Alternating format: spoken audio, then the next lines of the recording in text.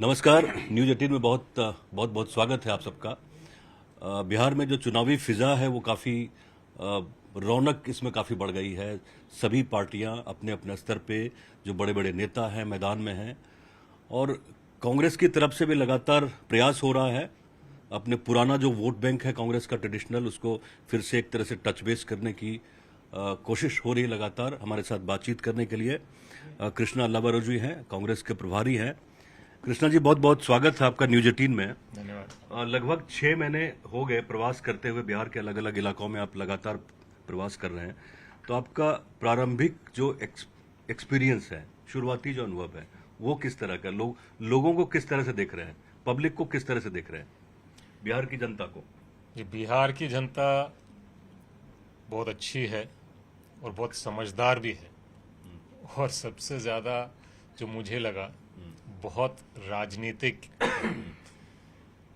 बिहार में जो दिक्कतें हैं वो विकास के हैं, वो शिक्षा के हैं, वो रोजगार के हैं, वो पलायन के हैं, वो दवाई के हैं, लॉ एंड ऑर्डर के हैं। जनता में कोई कमी नहीं है, क्योंकि बिहार की जनता बिहार से बाहर जाकर बहुत सक्सेसफुल हो जाती है। तो इसका मतलब यह है कि बिहार में स्थिति परिस्थिति व्यवस्था ऐसी है जो जनता की पोटेंशियल को ढंग से निखरने नहीं देती। मतलब इसका मतलब ये भी हम निकाल सकते हैं कि जनता में सब कुछ है, लेकिन जो पॉलिटिकल पार्टीज काम कर रही हैं दे हैव टू अंडरस्टैंड कि बिहार को लेके कैसे चलें। बिहार के लोगों का जो एम्बिशन है, जो आकांक्षा है, उसको हम लोग कहीं मतलब अजय पॉलिटिकल पार्टी बात कर रहे हैं, हम लोग उसको पूरा नहीं कर पाए। जी, बिहार की जनता में क्षमता की कमी नहीं है, तो कहीं ना कहीं बिहार में जो व्यवस्था है, चाहे वो राजनीतिक हो, चाहे वो प्रशासनिक हो, चाहे वो बाबूगिरी का कल्चर हो, इसमें कमी है जिसको हमें सुधारने की ज़रूरत है। जो डिलीवरी होना चाहिए ग्राउंड लेवल पे, आप तो काफ़ी डेवलप्ड स्टेट में आपने काम किया, आंध्र में काम किया, गुजरात में, पंजाब भी आपने देखा है, तो एक सोशल जो एक मार्कर्स होता है उसमें काफ़ी ज़्यादा फर्क है। लेकिन जो डिलीवरी होनी चाहिए पब्लिक के पास में, वो शायद कहीं हम लोग उसमें मिसमैच हो रहा है, मैच नहीं कर पा रहे, जैसे इसी वजह से बिहार भी थोड़ा पिछड़ा हुआ है।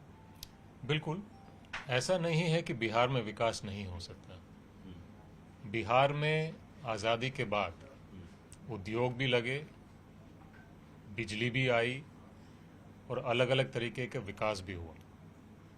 बीच में कहीं ना कहीं हम पटरी से उतर गए हैं, जिसकी वजह से आज बिहार भारत के अन्य प्रदेशों के मुकाबले बहुत सारे महत्वपूर्ण पैमानों पे आखिरी नंबर पे आता है या नीचे की कड़ी पे आता है। ऐसा नहीं है कि यहाँ उद्योग पहले नहीं लगे थे। अगर चीनी मिल लग सकते हैं तो बंद क्यों होते? अगर बंद होते हैं तो दोबारा चलते क्यों नहीं? ये तो बंद जो ज़्यादातर हुआ वो तो मुझे लगता है कि 90 के आसपास ही हुआ। मतलब 90 के पहले आप देखेंगे बिहार में, आप जब ट्रैवल करते, आप तो तभी आए नहीं थे, तो बिहार में जो चीनी मिलें थी वो काम कर रही थी। उसमें से आप देखते थे कि धुआं उठ रहा है, लोग वहाँ मजदूर हैं, वो काम कर रहे हैं। फिर उसके बाद एक ऐसा दशक आया, दशक से ज़्यादा मैं बोलता हूँ, लगभग 20 साल का पीरियड रहा बिहार में, डार्क एज भी उसको बोल सकते हैं, जिसमें सारी जो मिलें बंद हो गई, जो बाबू श्री कृष्ण सिंह के टाइम पे जो फैक्ट्रीज लगी हुई थी वो भी एक तरह से डेसिमेट हो गई। बहुत सारे जो इंडस्ट्रियल एरिया थे बिहार के वो न जाने कहाँ गुम हो गए। तो एक बहुत बड़ा फर्क आया बिहार में। चाहे वो चीनी मिल हो, उद्योग हो, निवेश हो, बंद हुए हैं तो दोबारा चालू किए जा सकते हैं। ऐसा नहीं है कि एक बार बंद हो गया तो दोबारा चालू नहीं किया जा सकता। बिहार में जब पहली चीनी मिल लगी थी उससे पहले कुछ नहीं था, लेकिन लगाया गया था। अगर 90 के दशक में बंद हुई हैं, उसके बाद भी बंद हुई हैं, तो पिछले 15-20 साल से चालू क्यों नहीं हुई? असली सवाल ये है। असली सवाल ये और मुझे लगता है कि इसके लिए आपको एक बिहार के लिए एजेंडा और विजन लेकर बिहारी लोगों के बीच में जाने की जरूरत है। कृष्णा अल्लावर जी, थोड़ा सीधा सवाल आपसे करते हैं। आपने कहा कि विजन और एजेंडा लेकर के चलते हैं, और पिछले लगातार जो है कांग्रेस हो या पूरा इंडिया ब्लॉक हो, वो कोशिश कर रही है, लेकिन जनता का समर्थन जो है वो पूर्ण बहुमत नहीं मिला। आपको मिला तभी जब नीतीश कुमार साथ में आए। अब चूंकि चुनावी मौसम है, चुनाव बहुत कम दिन है, आप लगातार मेहनत भी कर रहे हैं यहाँ पे, आपको लगता है कि बिहार में जो कांग्रेस की जो लगातार गिरती हुई स्थिति थी, उसको ठीक करने के लिए अब बिहार आपने घूमा है, बहुत कमजोर पड़ गई है, अब क्या क्या आप बदलाव कर रहे हैं? लग रहा है कि कांग्रेस यहाँ से लोगों का विश्वास जो है उस पर बने। ये सही बात है कि कांग्रेस पिछले 3-3.5 दशकों में कमज़ोर हुई है, और मैं ये नहीं कहता कि 6 महीने में हमारे पास कोई जादू की छड़ी है कि हम रातों रात सबसे मजबूत और सबसे ताकतवर पार्टी बिहार में बन जाएंगे। लेकिन अगर आप पिछले 6 महीने से या ज़्यादा से देखते हो तो आपको निश्चित तौर पर कांग्रेस में बदलाव दिखा हो। पार्टी के स्तर पे भी, कार्यकर्ता के स्तर पे भी, प्रयास के स्तर पे भी, ज़मीन से लेकर सदन से लेकर हर तरफ से हमारा प्रयास है कि हम कांग्रेस को मजबूत करें। और हमने काफ़ी तरक्की की है, लेकिन अभी भी बहुत काम बचा है। और मुझे विश्वास है कि इस बार कांग्रेस जो इंडिया गठबंधन है उसमें एक मजबूत पार्टनर के हिसाब से सब दलों का सहायता करने में सफल होगा। आप सही कह रहे हैं, और ये सबके आपकी साफगोई है जो आप कह रहे हैं कि पिछले कुछ वर्षों में जो है पार्टी का स्तर गिरता है, और मेरा मानना है कि सच्चाई को अगर जितना नजदीक से आप देखेंगे उतना ही बेहतर सुधार होगा। और मुझे ये कहने में कतई दिक्कत नहीं है कि पिछले 6 महीनों में आपने जो यहाँ प्रयास किया है उसमें कांग्रेस की स्थिति बेहतर हुई है। समस्या आपके साथ गठबंधन की भी रही है। हमेशा से बिहार में देखा गया है कि कांग्रेस जो है वो आरजेडी की पिछलग्गू पार्टी या बैकसीट पे ही रही है, बहुत मजबूत नहीं आ पाती है, या उसके कई वजहें हैं। उसमें कई वजहें ये है कि आप तो सीटों का बंटवारा या तो मजबूती से नहीं कर पाते, या अपनी चीजें जो आपका हक है वो मांग नहीं पाते। इस चुनाव में आप क्या करने जा रहे हैं? देखिए, इस बार कांग्रेस गठबंधन को ताकत देने का प्रयास करेगा। उसके लिए सबसे पहली ज़रूरत है कि आप खुद ताकतवर बनो। जब तक आप में ताकत नहीं रहेगी आप गठबंधन को ताकत नहीं दे पाओगे। तो जिस पिछले 6 महीने से या ज़्यादा से जो प्रयास चल रहा है वो ये है कि कांग्रेस को ज़मीन स्तर से लेकर जिला स्तर से लेकर प्रदेश स्तर तक खड़े करें, चलने शुरू करें और दौड़ने शुरू करें। और मुझे लगता है कि कांग्रेस इस बार यहाँ तक पहुँच गई है कि खुद भी मजबूत हो गई है और अन्य दलों को भी मजबूती देने की स्थिति में है। सीटों की बात जहां तक रही, इस बार चर्चा समय पे शुरू हुआ है और स्टडी प्रोग्रेस हो रहा है, और हम ये प्रयास कर रहे हैं कि जो दल, जो उम्मीदवार जहां से जीतने की स्थिति में है उसको आगे करेंगे। मुझे लगता है कि इस बार पहले से ज़्यादा कहीं बेहतर सीटों का बंटवारा होगा, और इस बार हमारा रिजल्ट भी बहुत बढ़िया रहेगा। एक शर्त है कि चुनाव ढंग से हो, फ्री एंड फेयर तरीके से हो, पारदर्शिता से हो, और उस पर बड़ा प्रश्न चिन्ह है। आपको लगता है कि आप जो चाहें वही सीट मिलेगी यहाँ पे, क्योंकि परंपरा बड़ी खराब रही है आपके साथ? देखिए, कोई भी गठबंधन हो, चाहे वो इंडिया का गठबंधन हो, चाहे वो एनडीए का गठबंधन हो, हर दल को हर सीट अपनी इच्छा के अनुसार नहीं मिलता। ऐसा नहीं है कि एनडीए के गठबंधन में खींचातानी नहीं हो रही है, वहां भी हो रही है। बीजेपी को भी वहां पे जो चाहे सीट वो हमेशा नहीं मिलेगा, जेडीयू को भी नहीं मिलेगा, चिराग को भी नहीं मिलेगा, मांझी जी को भी नहीं मिलेगा, कुशवाहा जी को भी नहीं मिलेगा। कुछ अच्छी सीटें मिलेंगी, कुछ सबको खराब सीटें भी लेनी पड़ेंगी। ये हमारे गठबंधन में होगा। जी, देश में एक बड़ी चर्चा हो रही है। कल से आप देख रहे हैं कि जो कांग्रेस के सुप्रीम लीडर हैं राहुल गांधी, वो लगातार चुनाव आयोग के ऊपर प्रश्न चिन्ह लगा रहे हैं। कल तो उन्होंने एटम बम फोड़ने का भी प्रयास किया, और देश में आज भी जो चर्चा हो रही है उसी के इर्द गिर्द भी हो रही है। और बिहार चूंकि अभी एक तरह से कह सकते हैं कि एपी सेंटर है उसका, जो पहली बार जो डाटाबेस में अपग्रेड करने का जो काम हुआ वो बिहार में शुरू हुआ है। सवाल आप लोग कल कर्नाटका के भी उठा रहे थे, कुछ केस स्टडी आप लोगों ने दिए थे, लेकिन बिहार पे कितना बड़ा इम्पैक्ट आपको दिख रहा है? आप लोग चूंकि फील्ड में भी जा रहे हैं, ग्राउंड लेवल पे जा रहे हैं, दिल्ली में आप नहीं बैठे हैं, आप बिहार में बैठे हैं, तो कितना लगता है कितना बड़ा मुद्दा है ये एसआईआर का? देखिए, मुद्दा बहुत बड़ा है, मामला बहुत गंभीर है। मुद्दा ये है कि चुनाव आयोग जिसका संवैधानिक जिम्मेदारी, फर्ज देश में निष्पक्ष और पारदर्शिता तरीके से चुनाव करवाएं, उस पे एक बड़ा प्रश्न चिन्ह खड़ा हो गया। हमने अलग अलग समय पर प्रमाण और आधार के बेसिस पर हमने चुनाव आयोग को सवाल उठाए हैं। चुनाव आयोग सवाल का जवाब नहीं देता, प्रमाण जो हम मांगते हैं उसको छुपा देता है या मिटा देता है।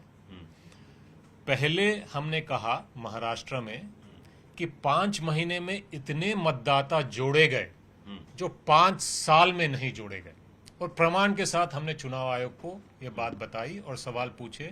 चुनाव आयोग से कोई रिस्पॉन्स नहीं मिला। अच्छा। कर्नाटका में हमने कल खुलासा किया है कि कैसे वोट चोरी और चुनाव चोरी की जा रही है। एक विधानसभा में 1 लाख से ज्यादा फर्जी वोटर लिस्ट पे जोड़े गए। उस विधानसभा में बीजेपी को 1 लाख से ज्यादा लीड मिलता है और सारा पार्लियामेंट 40,000 से बीजेपी जीत जाता है। तो ऐसा सिर्फ कर्नाटक के एक सीट पे तो नहीं हुआ है, देश के अलग अलग सीटों पे हुआ है। ये और हरियाणा में तीसरा पॉइंट, सारे प्रदेश, सारे एग्जिट पोल्स, सारे आंकलन ये कह रहे थे कि कांग्रेस की सरकार बन रही है, और सरकार और विपक्ष के बीच में 22,000 कुछ मतों का फर्क था। जब एक विधानसभा में 1 लाख वोटर की धांधली हो रही है तो 22,000 सारे प्रदेश में चुराना बीजेपी और इलेक्शन कमीशन के लिए छोटी बात नहीं। बिहार में भी तो वही स्थिति थी। बिहार में पक्ष और विपक्ष के बीच जो सिर्फ 12,000 सिर्फ का 12,000 का फर्क है, तभी तो आप लोग नहीं उठाए थे ना। तब भी उठाए थे और अब भी उठा रहे हैं। देखिए, जब कुछ गलत हो रहा है हम प्रमाण के साथ बता रहे हैं। कोई भी जिम्मेदार इलेक्शन कमिश्नर या इलेक्शन कमीशन गलती मानकर गलती को सुधारने का प्रयास करेगा। यहां पे गंगा उल्टी बह रही। पहले हमारा आरोप है इलेक्शन कमिश्नर और इलेक्शन कमीशन पे कि आप बीजेपी के साथ मिलकर बंद कमरे में वोटर लिस्ट पे 2 और 2 5 करने का काम कर रहे हैं। तो इसमें आपको कायदे से क्या करना चाहिए? आपको इसको सुधारने के लिए 2 और 2 4 बनाने का प्रयास करना चाहिए। इलेक्शन कमीशन क्या कह रहा है? उसने बिहार में एक नई प्रक्रिया शुरू कर दी है, SIR। अब ये 2 और 2 4 तो दूर, 2 और 2 5 तो दूर, 2 और 2 50 करने की प्रक्रिया है। ये गलत है। अल्लाह वारू जी, लेकिन एक सवाल यहाँ पे उठता है। देखिए, आप लोग लगातार बयान दे रहे हैं, मीडिया में भी बोल रहे हैं, प्रेस कॉन्फ्रेंस भी कर रहे हैं, लेकिन आज SIR के मामले में जो भी दावा आपत्ति करनी है उसकी आखिरी तारीख है 8 तारीख को। आज सुबह तक जो डाटा जारी किया जा रहा है, रोज कहा जा रहा है, SIR मामले में निर्वाचन आयोग कह रहा है कि ऑफिशियल रूप से एक भी राजनीतिक दलों द्वारा, विपक्ष द्वारा किसी से एगो आपत्ति नहीं दर्ज की गई है। आखिर बयान बाहर देते हैं, आपत्ति ऑफिशियल दर्ज क्यों नहीं कर पाते? ये भी तो सवाल खड़ा हो रहा है। देखिए, चुनाव आयोग ने बिहार में SIR का वोटर लिस्ट कैसे बनाया है ये आप जनता से पूछ लीजिए।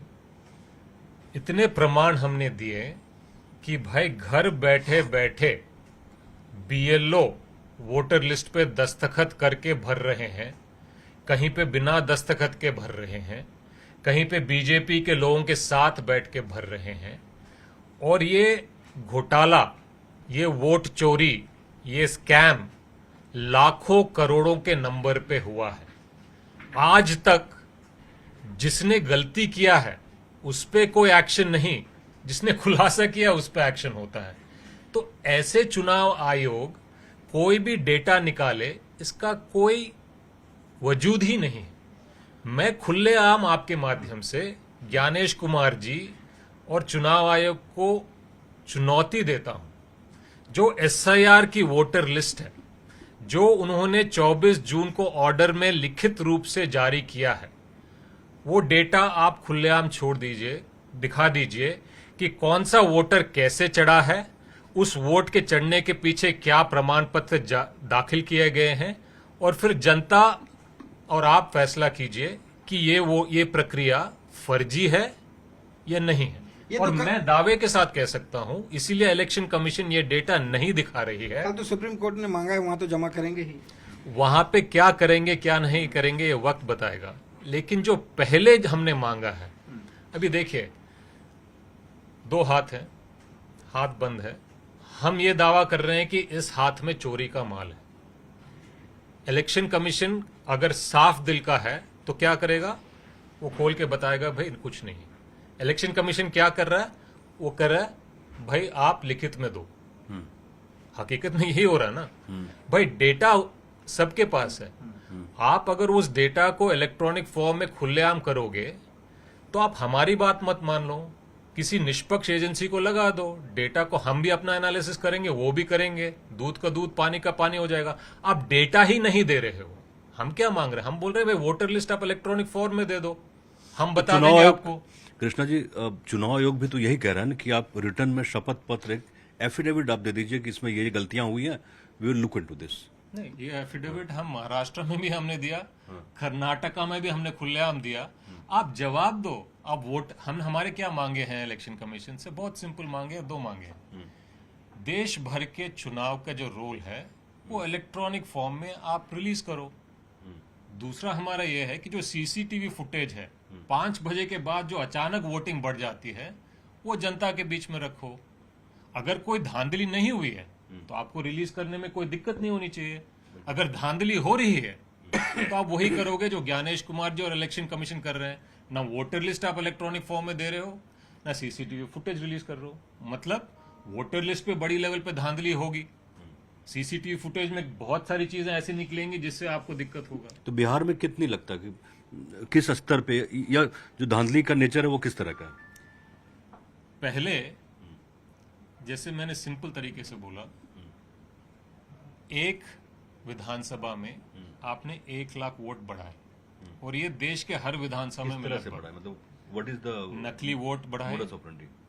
फॉर्म 6 का गलत उपयोग किया, नो फोटो, नकली एड्रेस, ये 3-4 तरीके के हैं तो और एड्रेस भी में होंगे। हम लोग चर्चा भी कर रहे थे, क्या जो वोटर्स का डुप्लीकेसी है इसके लिए सिर्फ चुनाव आयोग जिम्मेदार है या जो वोटर्स है वो भी है? वोटर आपने देखा कभी पूछ के गांव में? वोटर लिस्ट, वोटर्स जिम्मेदार है कि नहीं? मतदाताओं का भी तो अधिकार होता है। मतदाता अधिकार होता है, लेकिन आप जब मतदाता, आपने बिहार में भी रखा हुआ है वोट, और आपने दिल्ली में भी रखा हुआ है, आपने बिहार में भी रखा हुआ है, पंजाब में भी रखा हुआ है। आप अलग अलग जगह पे डुप्लीकेसी है तो उसको निकालो, हमें कोई चिंता ही नहीं है। लेकिन आप एक घर में, एक कमरे के घर में आप बोलोगे 80 वोटर एक विधानसभा में है, उसके लिए तो पनिश होना चाहिए। जो तो नहीं हो रहा ना। जो अधिकारी जिम्मेदार है उनको पनिश करना चाहिए उसमें। हम तो हमारे पिछले 1 महीने 1 साल से यही मांग है कि जहां जहां ये धांधली हो रही है आप वहां पे एक्शन लो। बिहार में तो उससे कई गुना आगे बढ़कर स्कैम हो रहा है, घर बैठे बैठे। इसका आपने वीडियो देखा है, एक नहीं अलग अलग जगह पे बीएलओ फॉर्म पे साइन कर रहा है, बीजेपी के पदाधिकारी के साथ बैठ के फॉर्म साइन कर रहा है, लाखों के तादाद पे हो रहा है। बीएलओ में तो सभी पार्टी के लोग हैं ना। बीएलओ में नहीं है सभी पार्टी, बीएलओ सरकारी होता है, बीएलए हाँ, लेकिन ये काम बीएलओ कर रहा है जो इलेक्शन कमीशन का अधिकारी है। तो ये गलत है और आप वहां पे एक भी आपने एक्शन नहीं लिया। आप वेस्ट बंगाल में 4 अधिकारी को सस्पेंड करते हो, यहाँ खुलेआम लूट हो रहा है वोटर लिस्ट का, वहां पे एक अधिकारी पे आपने एक्शन लिया, उल्टा जिसने खुलासा किया उसके ऊपर आपने एफआईआर दर्ज कर दिया। तो हम कैसे माने कि इस इलेक्शन कमीशन की कोई भी भरोसा बचा है? कृष्णा जी, बिहार के सवालों पर लौटते हैं, राजनीतिक सवालों पर लौटते हैं। यहाँ पे जिस ढंग के अगले कुछ महीने बचे हुए हैं, आप लोग भी मेहनत कर रहे हैं। पिछले कुछ दिनों में नीतीश कुमार ने जो बड़े ऐलान किए हैं, कहा जा रहा है कि मास्टर स्ट्रोक है। जिस ढंग से 125 यूनिट बिजली जो है ग्रामीणों को फ्री करना है, हालांकि आप लोग कहते हैं कि आप लोगों ने पहले भी वादे किए हैं, लेकिन पेंशन बढ़ाया है और ये लगातार खातों में जाना शुरू होगा। आपको लगता है कि ये आपके लिए बड़ा चैलेंज बन गया है नीतीश कुमार का ये मास्टर स्ट्रोक? पहली बात तो मुझे नहीं लगता कि नीतीश कुमार जी ये काम कर रहे हैं। बिहार की जनता भी जानती है कि आज बिहार में नीतीश कुमार जी सिर्फ चेहरे के मुख्यमंत्री हैं, नाम के मुख्यमंत्री हैं, काम के नहीं हैं। जनता को तो फायदा हो रहा है। वो अस्वस्थ हैं और हम प्रार्थना करते हैं कि वो ठीक हो जाए। असली बात यह है कि जब से यहाँ पे नीतीश कुमार जी अस्वस्थ हैं, बैकडोर से बीजेपी सरकार पे और बाबुओं पे और प्रशासन पे पूरी तरह से काबू कर रखा है। और तब से आप देखोगे कि बिहार में लॉ एंड ऑर्डर खराब होते जा रहा है। अब आते हैं आपके घोषणाओं पर। हम्म, जब मैं सरकार में हूं तो जिस दिन मेरी सरकार बनती है, अगर मुझे जनता का भला करना है तो उसी दिन से जनता को फायदा पहुंचाना चाहिए। चुनाव से 15 दिन पहले या आचार संहिता से 1 महीना पहले आप घोषणा करते हो। हम क्या कह रहे हैं? हम जो घोषणा कर रहे हैं, जिस दिन से हमारी सरकार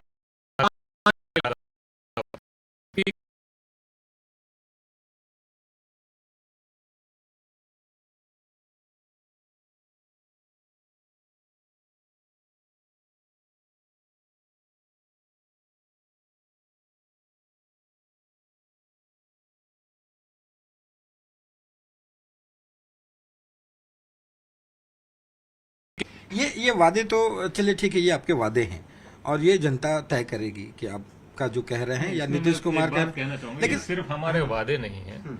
अगर आप हमारे अलग अलग राज्यों में वादों को देखो और सरकार के काम को देखो, चुनाव से पहले जो वादे किए हैं, जिस दिन से सरकार बनती है उस दिन से जनता को फायदा पहुंचाने का काम शुरू कर देते हैं। ऐसा नहीं होता है कि हम अगले चुनाव तक वेट करते हैं और 30 दिन पहले या 60 दिन पहले चुनाव को मद्देनजर रखते हुए कोई लॉलीपॉप पकड़ाते हैं। इसमें एक सवाल यही है कि ये जो घोषणाएं हुई हैं या खातों में राशि जाना शुरू हो गया है, इस चुनाव में ये आपके लिए एक तो चैलेंज होगा ही। इसके काउंटर के लिए आप लोग कैसे काम कर रहे हैं? कांग्रेस क्या कर रही है जो लगता है कि इस चुनौती से लड़ा जा सकता है?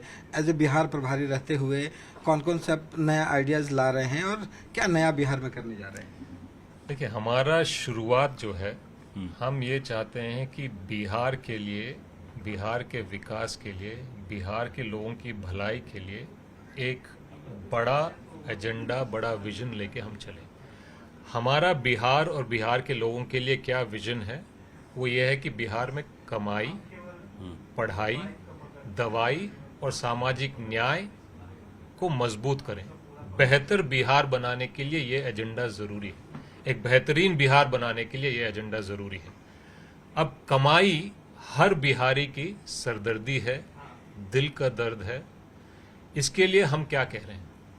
हम कह रहे हैं कि जब तक बीजेपी यहाँ पे सरकार चला रही है, तब तक गुंडा राज हावी है।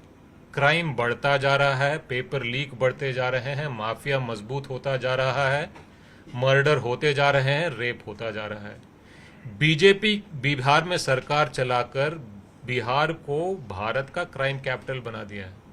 अगर आपको बिहार में कमाई की व्यवस्था सुधारनी है, रोजगार लेके आनी है, नौकरियां देने का दावा करते हो, तो सबसे पहली शुरुआत आपकी होनी चाहिए कि लॉ एंड ऑर्डर को ठीक करो। जब तक लॉ एंड ऑर्डर बिहार में ठीक नहीं होगी, जब तक क्राइम नहीं घटेगा, निवेश नहीं आएगा, उद्योग नहीं आएगा, नौकरी नहीं आएगी, कमाई नहीं होगा। ये बीजेपी की सरकार में क्राइम बढ़ता जा रहा है और बीजेपी के पुलिस अफसर ये कहते हैं कि क्राइम इसीलिए बढ़ रहा है क्योंकि किसान खाली है। एक बड़ा सा सवाल ये उठता है, हमने पहले का भी वक्त देखा है बिहार में और अभी भी हम लोग देख रहे हैं और जो मौजूदा पीढ़ी है वो भी देख रही, समझ रही है। क्राइम का मतलब वो जो सरकार जिसको संपोषित करे, जो क्रिमिनल्स हैं उसको अगर किसी तरह का सपोर्ट सरकार से मिल रहा है, पुलिस से मिल रहा है, ब्यूरोक्रेसी से मिल रहा है। यहाँ तो दावा सरकार ये कर रही है कि अगर कोई क्रिमिनल है तो उसको 48 घंटे में हम बंगाल से पकड़ के ले आते हैं, उत्तर प्रदेश में उसका इनकाउंटर हो जाता है। बिहार में भी आपने देखा होगा कई जगह पे ऑपरेशन लंगड़ा भी हुआ, 4-5 लोगों को टांग में गोली भी मारी गई है। तो सरकार तो ये दावा कर रही है कि हम लोग बिल्कुल भी ये नहीं कर रहे हैं, उनको प्रोटेक्ट नहीं कर रहे हैं क्रिमिनल्स को। दोबारा मैं कहता हूँ, जब से नीतीश जी अस्वस्थ हुए हैं, तब से बीजेपी बिहार में सरकार, प्रशासन, पुलिस चला रही है। और ये जनता से पूछ लीजिए कि वो आज बिहार में ज्यादा सुरक्षित महसूस कर रहे हैं या ज्यादा असुरक्षित महसूस कर रहे हैं। डेटा निकाल के देख लीजिए कि रेप बढ़े हैं या घटे हैं, मर्डर बढ़े हैं या घटे हैं, पेपर लीक बढ़ा है या घटा है। ये दूसरे स्टेट से भी तो मुकाबला करना पड़ेगा इसका। बिल्कुल आप करिए, लेकिन आप पहले तो देखिए कि यहाँ पे आपने क्या किया है।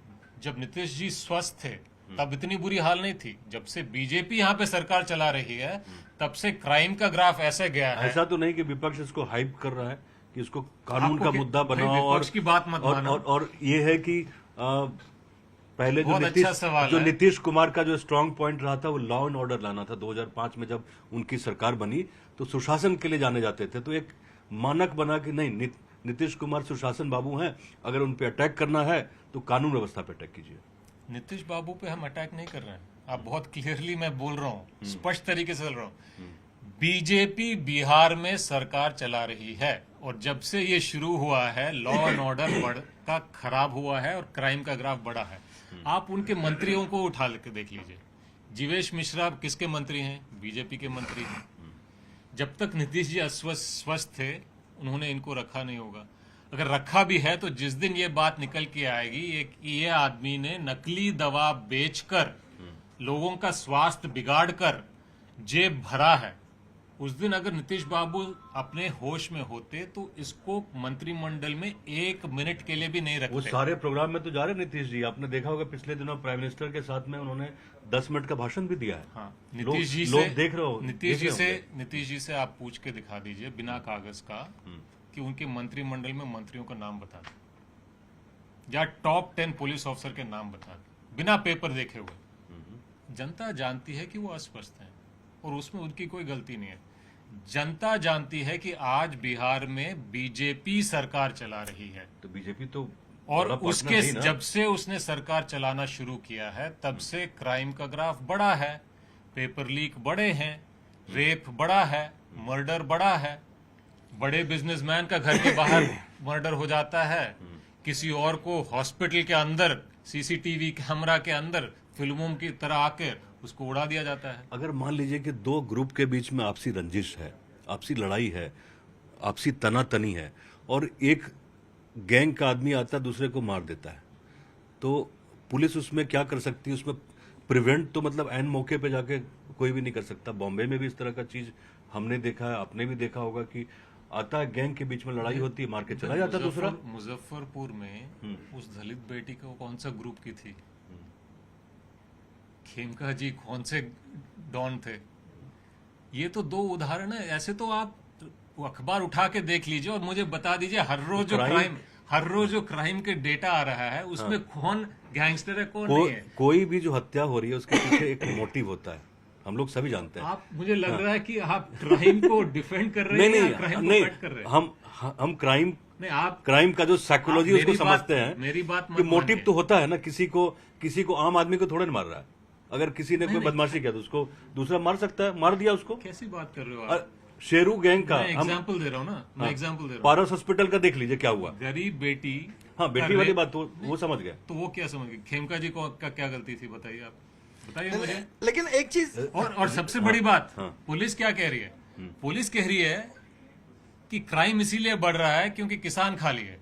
वो तो आपकी बात नहीं कर रहा है, उसने कहा है। उसके लिए तो माफी भी मांगी है। लोगों ने आलोचना नहीं करी उसकी। तो फिर अरे हमने दिन भर दिखाया उसको, जिस पुलिस की हमने उस बात को कृष्णा जी पूरा दिन दिखाया। मैं ये कह जो रहा हूं- गलत है वो गलत है। मैं ये कह रहा हूँ कि जिस पुलिस की सोच ये है, जिस प्रशासन की सोच ये है, जिस सरकार की सोच ये है, वो कभी क्राइम कम कर ही नहीं सकती और वो हमें देखने को मिल रहा है।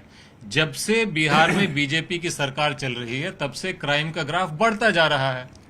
ये आपकी बातों से कृष्णा जी इतना तो लग रहा है कि बहुत कम समय में बिहार को जानने लगे हैं अब।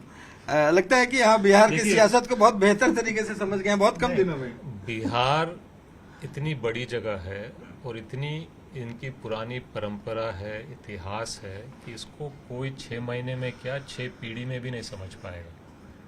लेकिन मैं सिर्फ वो बात बता रहा हूं जो जनता के जुबान पे है, सबके आंखों के सामने है, दिन रात दिन ये हो रहा है।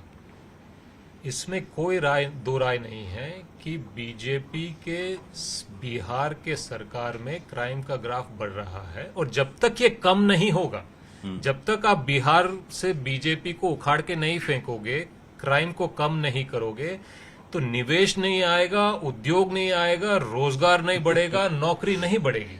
आपके मुद्दे पर छोटे छोटे 2-3 सवाल बहुत जल्दी ले लेते हैं। आपके गठबंधन में सीटों का फैसला कब तक हो जाएगा, अंतिम तारीख? जी, प्रयास ये है कि जल्दी से जल्दी हो जाए और अभी तक काफी सीटों पे क्लैरिटी है। हमेशा कुछ सीटों पे पेच फंसती है, वो जब सुलझा सकते हैं वो सुलझा देंगे दर्शकों को जानने के यहाँ पे लगे कि कृष्णा जी ने एक दिया है तारीख की, लगे कि हाँ तब तक हो जाएगा, अगस्त के लास्ट तक हो जाएगा। प्रयास तो हमारी है, लेकिन मेरे डेट देने से ना देने से कोई अगस्त तक सीट फाइनल हो जाएगी। प्रयास तो है। कांग्रेस कितने सीटों पर? डिपेंड करता है कि गठबंधन में कितने लोग हैं। अगर गठबंधन में कोई नए साथी आ रहे हैं तो हम सबको अपने अपने कोटे से कुछ सीट उन दलों को देने की जरूरत है, तो उस पर बातचीत चल रही है। और अगर यहाँ से कोई जा रहा है फिर तब उस हिसाब से वो सीट हम आपस में बांट लेंगे। 60 से ऊपर या 60 से नीचे, वो तो वक्त बताएगा। फिर भी आपको लगता है पिछले वाला सीट तो मुश्किल है? क्या पिछले वाली सीट मुश्किल? 70 सीटें जो है। वक्त बताएगा। वक्त बताएगा, वक्त बहुत कुछ बताता है। अरे वक्त के पास तो बहुत जवाब है। एक और सवाल आपको ले ले। नहीं, प्रशांत किशोर पे कुछ नहीं पूछे। हाँ। आपसे बात हो रही थी, प्रशांत किशोर एक बड़ा चैलेंज किसका है। वोट काटेगा, मतलब कौन सी पार्टी का, कौन से गठबंधन का? अरे आपके लिए कितना बड़ा चैलेंज है ये? जी, प्रशांत किशोर किसका वोट काटेगा वो डिपेंड करता है कि किस सीट पे किस उम्मीदवार को सिंबल देगा। हाँ। तो अभी हमें कहने के लिए गारंटी नहीं है कि किस सीट पे वो कैसे कौन से उम्मीदवार को उतारेंगे, लेकिन मैं इतना जरूर कह सकता हूं कि जो मुद्दे वो उठा रहे हैं उन मुद्दों पे जनता की आवाज बनकर कांग्रेस पार्टी सिर्फ मुद्दे नहीं उठा रही है, हम एजेंडा भी दे रहे हैं। और कांग्रेस पार्टी के एजेंडा और बाकी दलों के एजेंडा में एक बड़ा फर्क है। हम वो बातें कहते हैं जो हमने बाकी राज्यों में या केंद्र में करके दिखाया। उदाहरण के लिए अगर हम कह रहे हैं कि बिहार में हम स्वास्थ्य की व्यवस्था ठीक करेंगे, तो हम ये कह रहे हैं कि हम राजस्थान मॉडल को बिहार में लागू करेंगे, जिसमें हर गरीब परिवार को 25 लाख तक बीमा की सुरक्षा मिलेगी। इससे क्या फायदा होगा? राजस्थान में जांच, कंसल्टेशन, हॉस्पिटलाइजेशन, सर्जरी सब निःशुल्क, प्राइवेट अस्पताल में भी, सरकारी अस्पताल में भी, गरीब से गरीब परिवार के लिए 25 लाख तक चिरंजीवी योजना थी, वो हम बिहार में लागू करेंगे। यार वहाँ तो ये सब चीजें जब वसुंधरा की सरकार थी तो वहाँ भी मतलब हेल्थ के पैरामीटर्स लगभग नहीं रास्ते पाने लगे थे। नहीं, हेल्थ के पैरामीटर्स बिहार से बेहतर सिर्फ राजस्थान में नहीं, हर प्रदेश में आपको मोटा मोटा मिल जाएगा। लेकिन जो चिरंजीवी योजना का लाभ मिला है, आप राजस्थान के गरीब से गरीब परिवार पे जाके पूछ लीजिए कि उनको फायदा हुआ है कि नहीं। मेरी बात मत मानिए, आप राजस्थान की जनता से पूछ लीजिए। आज जब सरकार बदली है और बीजेपी की सरकार बनी है, तो ये चिरंजीवी योजना को सीमित कर दिया है, जिससे जनता का नुकसान हो रहा है। मैं सिर्फ ये कह रहा हूं कि जब मैं कमाई की बात कर रहा हूं बिहार में, कांग्रेस पार्टी का एजेंडा, जब हम दवाई की बात कर रहे हैं, जब हम पढ़ाई की बात कर रहे हैं या सामाजिक न्याय की बात कर रहे हैं, हर चीज पे हमारा बिहार के लिए विजन है। लेकिन इस विजन में असली बात क्या है कि हमने ये काम कहीं ना कहीं करके दिखाया है। पलायन और के लिए क्या दोबारा मुद्दा है? करेंगे। पलायन एक बहुत बड़ा मुद्दा है बिहार के लिए। लोग लाखों करोड़ों लोग यहाँ से बाहर जाते हैं हर साल, साइक्लिकल भी और परमानेंट भी है। उसको रोकने के लिए क्या रोड मैप है आप लोगों का? पलायन के मूल मुद्दे क्या हैं? बेरोजगारी। कमाई की वजह से, पढ़ाई की व्यवस्था की वजह से, कहीं कहीं स्वास्थ्य व्यवस्था की वजह से, और कहीं कहीं क्राइम की वजह से। हमारा एजेंडा इन सब को एड्रेस करता है, क्योंकि हमारा स्टार्टिंग पॉइंट क्या है कि जब तक बिहार में क्राइम कम नहीं करेंगे तब तक आप कमाई के अवसर बढ़ा नहीं पाएंगे। तो क्राइम से कौन बाहर गया अभी हाल फिलहाल में? सर आपको लग रहा है क्या कि क्राइम की वजह से लोग बाहर गए हैं बिहार से भी हाल फिलहाल में, एक आध साल में? अगर आपको लगता है कि क्राइम एक कारण नहीं है, नहीं, क्योंकि- पलायन से उसको जोड़ देख रहे हैं ना। हाँ, तो मैं वही कह रहा हूं ना, पलायन का सबसे बड़ा कारण कमाई है, बेरोजगारी, लैक बेरोजगारी, ऑफ अपॉर्चुनिटीज। लैक ऑफ कमाई है ना। कमाई, शिक्षा व्यवस्था, कुछ हद तक स्वास्थ्य। दोबारा मैं कह रहा हूं, जब तक आप बिहार में लॉ एंड ऑर्डर की स्थिति को नहीं सुधारोगे, आप उद्योग नहीं ला सकते, आप निवेश नहीं ला सकते, आप रोजगार नहीं ला सकते, आप कमाई नहीं बढ़ा सकते। तो लॉ एंड ऑर्डर तो कारण है पलायन का, मूल कारण मैं कहूंगा कि लॉ एंड ऑर्डर है। अच्छा, इंडिया गठबंधन में बिहार में देखते हैं कि आप लोगों में बैठक होती है, सब लोग से अलग अलग, अगर ऑफ द कैमरा बात करें कि आपका चेहरा कौन है, तो कहता नहीं तेजस्वी हैं। लेकिन खुले मंच पे जब बात आती है, आपसे भी सवाल प्रेस कॉन्फ्रेंस में पूछा जाता है तो बड़े शानदार ढंग से बात को घुमा देते हैं। मतलब मुख्यमंत्री का चेहरा तेजस्वी है ना, मतलब ये तो कह सकते देखिए, हैं। इसमें बात घुमाने की बात नहीं है, बात करने की बात नहीं है। गठबंधन का मिलजुल के फैसला होगा, जब भी फैसला होगा आपको बता देंगे। अभी फिलहाल ये फैसला हुआ कि तेजस्वी यादव जी गठबंधन के कोऑर्डिनेशन कमेटी के मुखिया हैं, और जब सरकार बनेगी या उससे पहले अगर गठबंधन का कोई फैसला होगा तो आपको जरूर बता देंगे। मेरे कहने से कोई मुख्यमंत्री बनेगा या आपके कहने से कोई मुख्यमंत्री बनेगा, ऐसा नहीं होता। गठबंधन की एक धर्म होती है, एक प्रक्रिया होती है, और जब भी वो प्रक्रिया पूरी होगी आपको जरूर बता देंगे। राजद का साथ रहना, राजद के साथ एक डिफाइंड वोट बैंक है, राजद का साथ रहना आपके लिए प्लस पॉइंट है या माइनस है? देखिए, हमारा प्रयास ये है कि हर पार्टी को गठबंधन में अपने स्ट्रेंथ्स के मुताबिक हम आगे करें। राजद में काफ़ी स्ट्रेंथ्स हैं, अलग अलग पार्टीज में भी अलग अलग स्ट्रेंथ्स हैं, हम में भी कुछ खूबियां हैं। तो हमारा प्रयास ये है कि गठबंधन में सबकी खूबियों का गुलदस्ता बनाएं। अच्छा। और इसमें जहां पे हम योगदान कर सकते हैं हम करेंगे, और अगर हमें लग रहा है कि कहीं पे कुछ कमजोरी है उसको हम पीछे करने का प्रयास करें, चाहे हम में हो चाहे किसी और में। हर राजनीतिक दलों का कृष्णा जी ये जरूर कोशिश होती है कि किसी भी प्रदेश में अपनी शासन बनाए, खुद को इतना मजबूत करे। कांग्रेस बिहार में आपको लगता है कि आने वाले दिनों में कभी ऐसा आएगा कि जब कांग्रेस अकेले अपने बूते पर खड़ी हो? जी, फिलहाल तो हमारा प्रयास ये है कि बिहार में इलेक्शन कमीशन और बीजेपी की जो अलायंस है उसको हराएं। उसको हराने के बाद हम आगे कैसे बढ़ेंगे उस पर हम चर्चा करेंगे। एक और सवाल है, बिहार में कांग्रेस के जो अपना उसका संगठन है उसको लेकर के हमेशा कहा जाता है कि कांग्रेस की सबसे मूल परेशानी रही है एक तो कि बुजुर्गों की पार्टी है, युवाओं को बहुत कम जगह दी गई है पिछले कुछ सालों में। अब शायद आप लोग आए हैं तो शायद जगह दें, आप खुद युवा हैं। और भीतरघात का हमेशा बड़ा खतरा रहा है, इसको जन से झेलना भी पड़ा है। इस सबसे कैसे उबरने के लिए कोशिश आप कर रहे हैं? जी, हमारा प्रयास है कि युवाओं को आगे बढ़ाएं, मजबूत युवाओं को चुनाव लड़ने का मौका दें, जो जीतने की क्षमता रखते हैं, जो क्षेत्र में जनता के बीच में जनाधार रखते हैं। और जो भीतरघात की बात है, हाँ, ये ज़रूर हम मानते हैं कि कांग्रेस को कांग्रेस ही कभी कभी हराती है या ज़्यादातर हराती है, और उसको हम नियंत्रण में लाने का पूरा प्रयास करेंगे। बहुत बहुत शुक्रिया। तो कृष्णा अल्लाबारू हैं और बहुत ही सुलझे हुए व्यक्ति हैं, और बिहार की जो नब्ज है वो समझते हैं। बहुत लोग अपनी जिंदगी लगा देते हैं बिहार को समझने में, लेकिन समझ नहीं पाते हैं। इन्होंने बहुत अच्छी कोशिश की है, बिहार को समझ रहे हैं, यहाँ के मिजाज को समझ रहे हैं, यहाँ की पॉलिटिक्स को समझ रहे हैं। तो निश्चित तौर पे इसका कहीं ना कहीं फायदा कांग्रेस पार्टी को जरूर मिलेगा। शुक्रिया, बहुत बहुत धन्यवाद।